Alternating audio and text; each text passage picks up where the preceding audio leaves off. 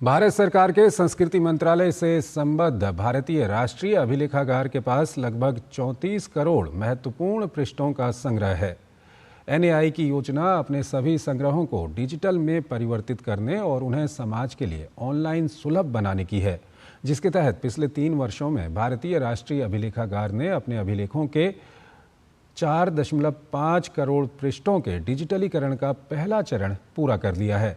DD news संवाददाता अमरेंद्र गुप्ता के साथ बातचीत में भारतीय राष्ट्रीय अभिलेखागार के महानिदेशक अरुण सिंघल ने बताया कि आगामी 2 वर्षों की अवधि में एनएआई अपने सभी मौजूद अभिलेखों के 30 करोड़ पृष्ठों के डिजिटलीकरण का काम पूरा कर लेगा। ये बातचीत देखिए।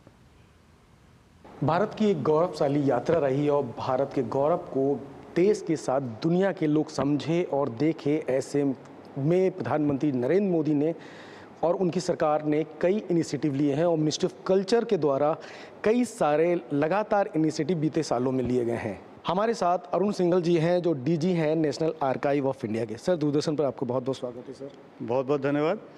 सर, जिस तरह से प्रधानमंत्री नरेंद्र मोदी की सरकार ने पिछले 10 सालों में देश के गौरव की बात की है और ऐसे में डॉक्यूमेंट्स जो हैं वो खासे इम्पोर्टेंट रोल प्ले करते हैं, इसको लेकर सर किस तरह से नेशनल आर्काइव ऑफ इंडिया ने पब्लिक प्लेटफॉर्म पर जाकर तैयारियां की और उसको लोग किस तरह से अप्रिशिएट कर रहे हैं?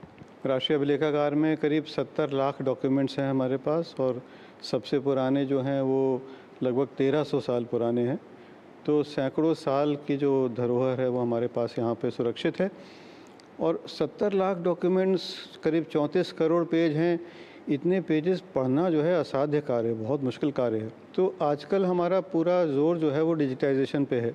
हम लोग चाहते हैं कि इन सभी अभिलेखों को हम डिजिटाइज कर दें और एक हमारा पोर्टल है, उसको अभिलेख पटल कहते हैं, उस पर ये हम कागज़ डिजिटाइज करके अपलोड करते जा रहे हैं।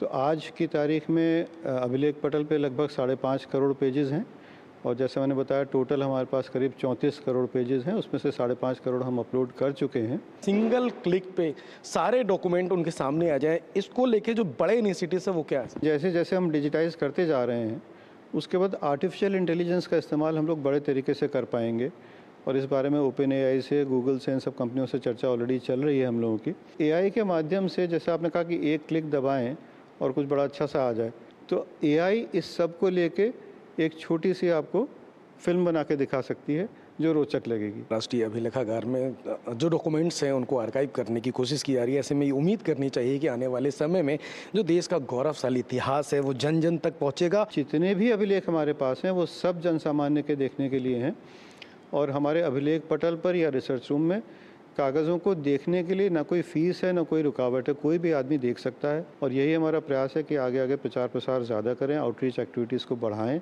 और सब लोग इन कागज़ों को देख पाएं। मुझे उम्मीद है कि हम लोगों के प्रयास सफल होंगे। आगे आगे आप देखेंगे कि राष्ट्रीय अभिलेखागार के कागज़ और ज़्यादा इस्तेमाल में आएंगे और ज़्यादा प्रयोग होंगे। जो लोग भारत के इतिहास को जानना चाहते हैं वो राष्ट्रीय अभिलेखागार के इस इनिशिएटिव के साथ देश के इतिहास को जान सकेंगे।